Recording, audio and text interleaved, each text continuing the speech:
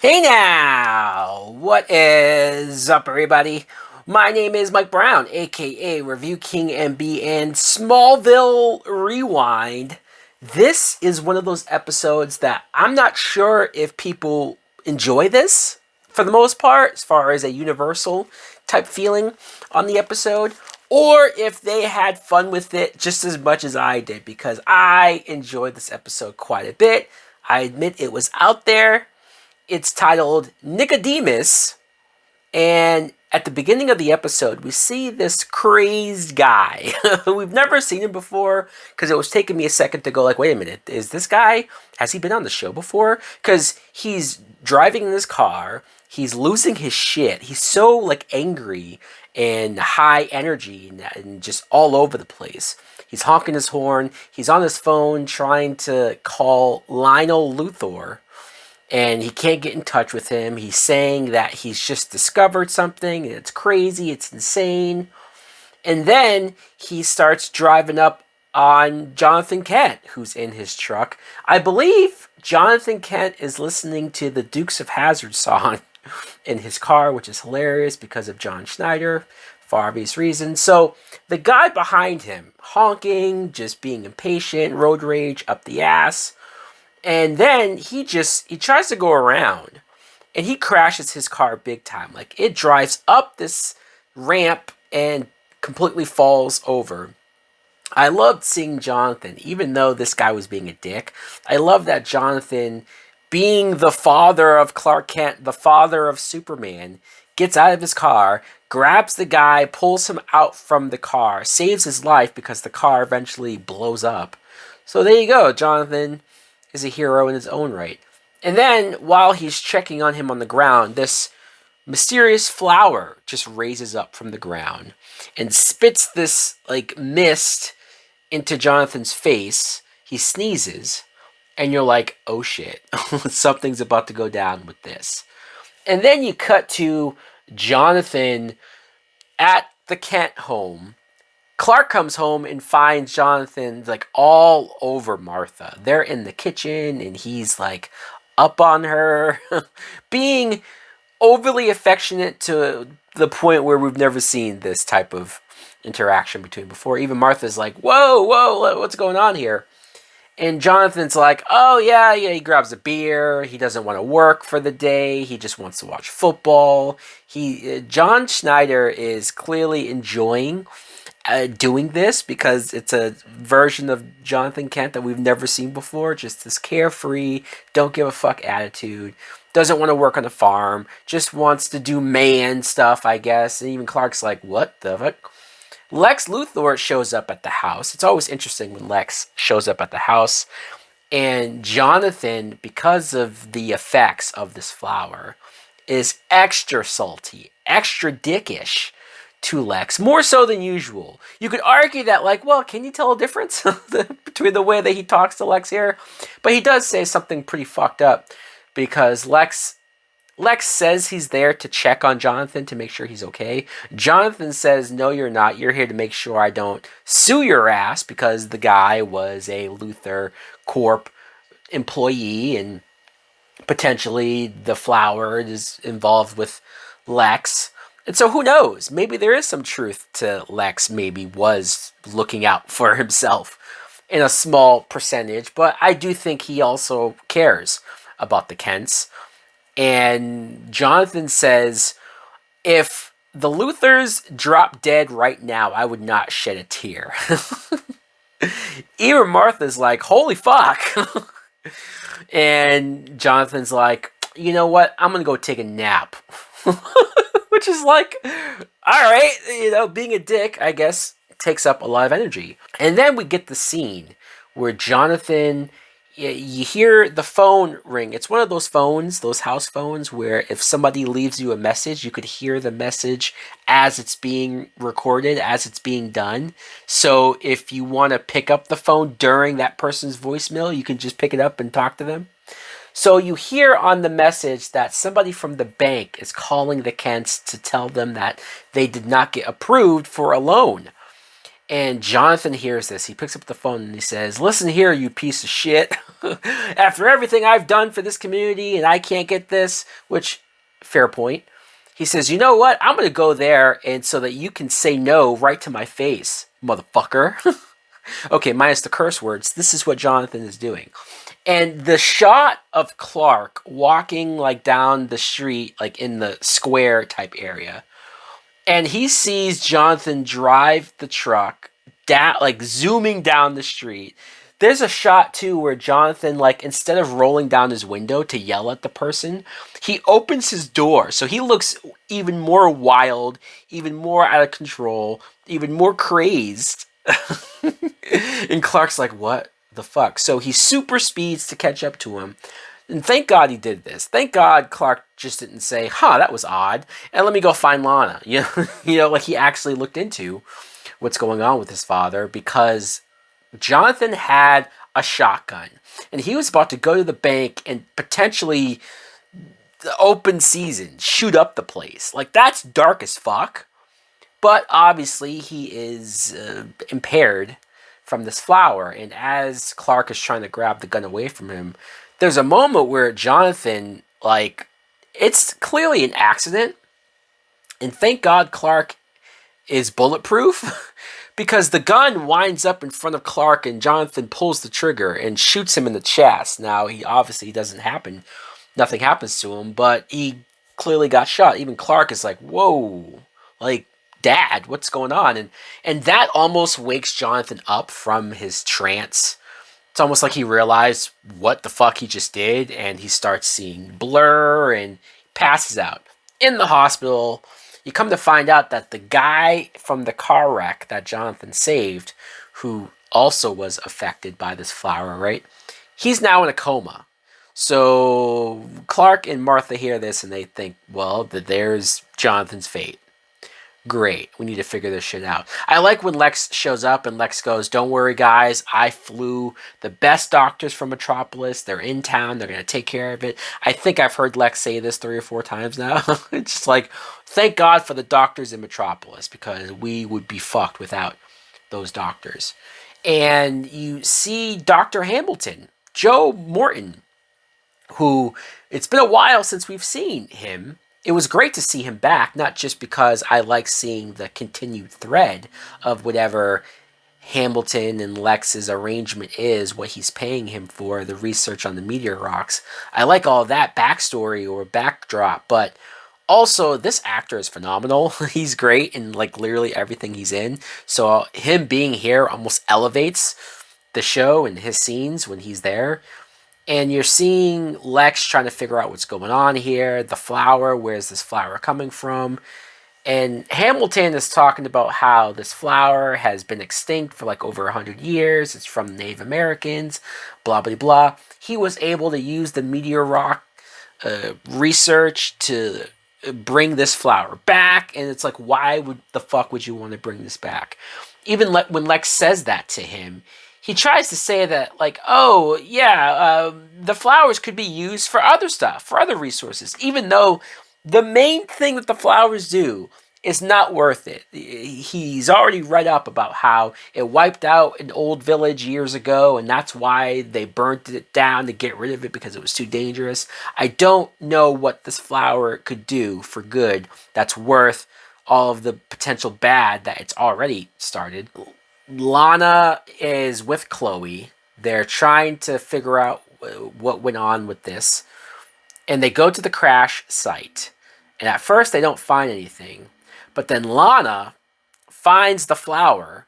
And she gets the mist sprayed in her face. Now, I don't know why Lana doesn't tell Chloe. She just, maybe she's embarrassed that the flower just like sneeze in her face, but so she just says nothing and they leave. And then the next day, oh man, Lana Lang shows up to school and she is dressed up to the nines. She is decked out in this hot ass outfit. I will admit, when I first watched Smallville, I was still a teenager. I had a very huge crush on Lana Lang and Kristen Cruick. I even watched that shitty Street Fighter movie that she did just because she was in it.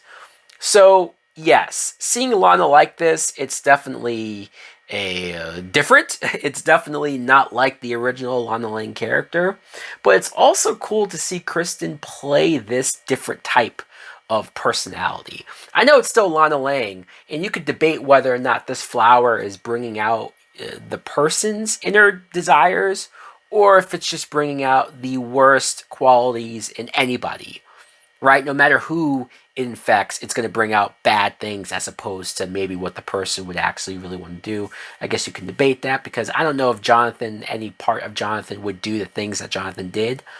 But you could argue that Lana and what she does here is some stuff that maybe deep down she wants to do, or at least wants to say to people. For example, she's walking down the hall, she runs into Whitney, and she's being, flirty and touchy-feely with him.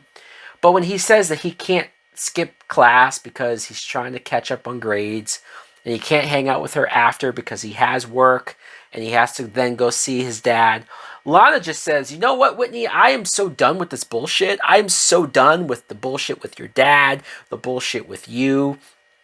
It's almost like whoever wrote this episode came in and said, we are going to shit on every side plot that is going on with the show. For example, all of the Whitney shit. Like, let's have Lana completely say that this character and his bullshit is not worth the time of day. Because that's how it came across, or at least that's how Kristen played it. And she said, you're dumped. It's over. Lana officially breaks up with Whitney here. That was kind of wild. I actually did feel bad for Whitney, especially when it showed his reaction. He just felt like, what the fuck just happened here? Like, how did that happen? And even what was worse about her breaking up with him is that as she goes to keep walking down the hall, the first jock guy that's there, she flirts at him. She says something to him flirty right in front of Whitney. It's like, damn, she clearly isn't going to have a hard time moving on. You see Lana finds Clark in a room. He's not in class for whatever reason. I guess he's upset about his father. And she's super seductive mode here. She takes Clark and goes to the school pool. And this scene was wild because Lana goes by the diving board and just strips down to her underwear. Like, it's not even a bathing suit. It's legit her bra and underwear. And Clark is just sitting there going like, what the fuck? And Tom Welling plays this great because he's clearly uncomfortable. He clearly doesn't know exactly what to say and do, but he's also clearly attracted to Lana, so he is looking at her. He is checking her out.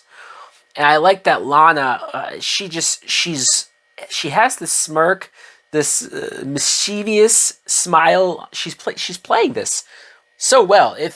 Imagine if they had introduced Lana in this way in the first episode, how our idea of Lana would have been different, would have changed, because she just comes across as a completely different type of love interest in this one moment. There's even a scene where, she backflips into the pool, and the pool had this cool effect of this purple light that was coming in, and so while Lana's in the pool, there's purple in the thing. It just was shot very well.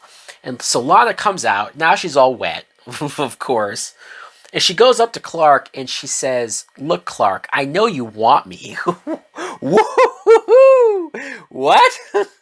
Alrighty then. Well, let's not beat around the bush. Even Clark's like, what? And she's like, yeah, why don't you just tell me right now that you're in love with me? And Clark's like, blah, blah, blah, blah, blah. He doesn't know what to say. He literally is flustered. But then she kisses him. This is, I think, officially, right? The first time Lana Lang and Clark Kent kiss. And the fact that their first kiss comes from Lana being infected by this thing and she won't remember this going forward is pretty wild. I never would have guessed, if I went off of memory, that this is how these two characters kiss for the first time. Clark is so flustered and befuddled by the kiss that he falls into the pool. Super, almost Christopher Reeve, goofy Clark Kent type, right? And then Lana hears the door open, so she just bails. She leaves Clark hanging. Principal Kwong shows up and just catches Clark in the pool. I think he gets detention, they say.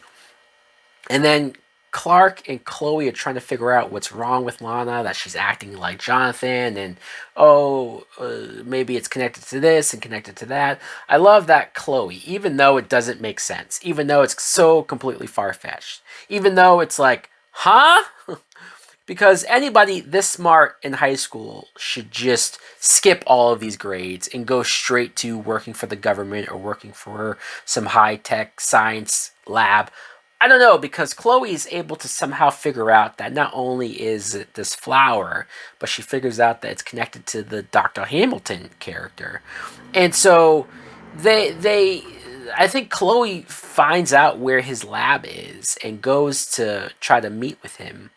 And they go back and forth. Chloe's asking questions, and I'm just like, man, Chloe, is she a better reporter than even Lois Lane eventually? I don't know. Well, I'll have to refresh my memory on how good of a reporter and investigator Lois is when she shows up later. So there's a scene where Lana goes to the Talon. This is like our first time seeing the Talon open during the day. We saw the grand opening, but this is just like a regular day.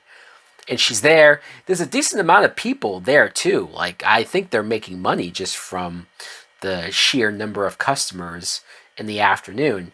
But she like arrived late or something, and there's another girl there who said that, oh, Lana, where are you? Your aunt is away, so you're the assistant manager. You have to run the place. And Lana's so like, I don't give a fuck. And it's funny because if it is this flower bringing out your deepest and true feelings, would Lana really say she doesn't give a fuck about this place after all that she went through to try to get it open? Although there was that one shot where she looked almost disappointed when Lex approved opening this place. So maybe deep down she is not as caring about this place as we thought. Lex is there though, and he sees the way she's acting. I think she announces that she's closing early, so everything's free. And so Lex tries to talk to her. And this scene was wild because Lex is trying to figure out what's wrong with her. And she becomes full flirty seductress mode onto Lex. And this is weird for a couple of reasons. I'm not even going to talk about the stuff that happens between these two characters later on in the series because I'll have a lot to say about that later. But the fact that Lana is underage here and she's so coming on to Lex and look, ultimately Lex does turn her down, and Lex does realize that this isn't her and that she must be affected by the thing. But there was a couple of times where he was letting her like touch his chest or letting her touch his face. Like he wasn't reactionary and quick enough to sort of stop her touchy-feeliness. And once again, wild to see Lana act like this. Lana flips out, though, over something Lex says, and so she runs off, grabs his car keys, drives off in his like Porsche.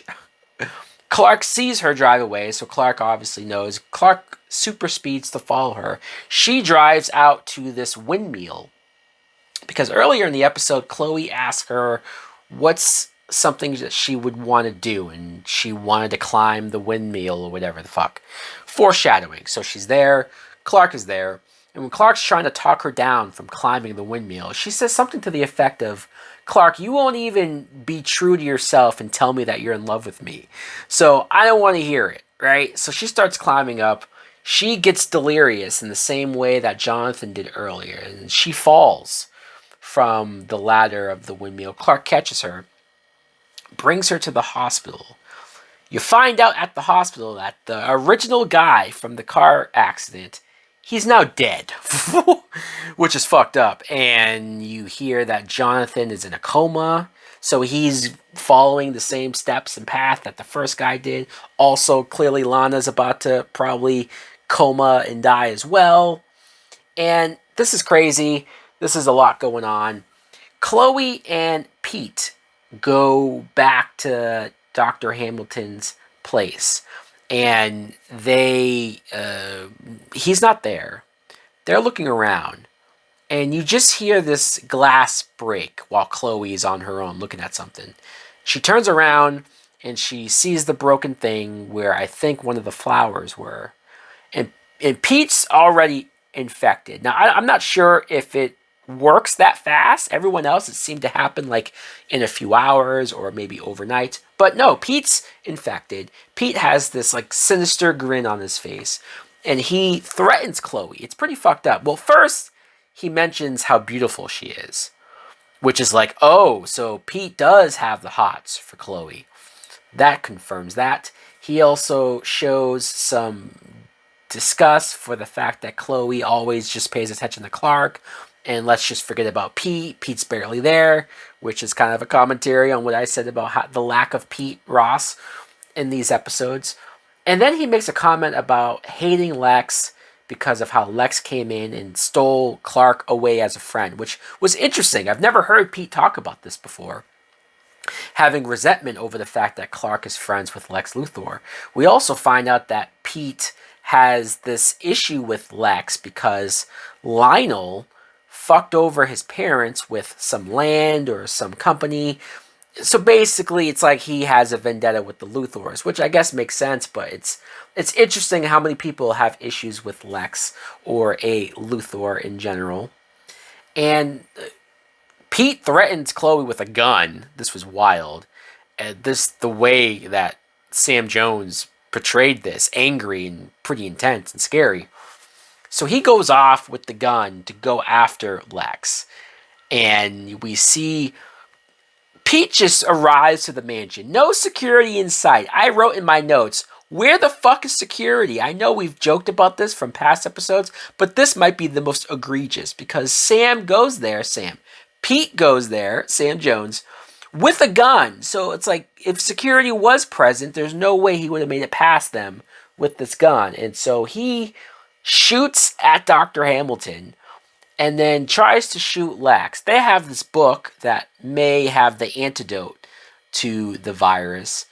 And then Clark arrives. And Clark has to go along with Pete's hatred to Lex so that Clark pushes Lex to knock him out. Then uses his powers to knock Pete out, which is cool because even Pete was like, what the fuck? How'd you do that? But then he knocks him out and then Lex wakes up. So it's very contrived of like, well, we can't have Lex see Clark use his powers.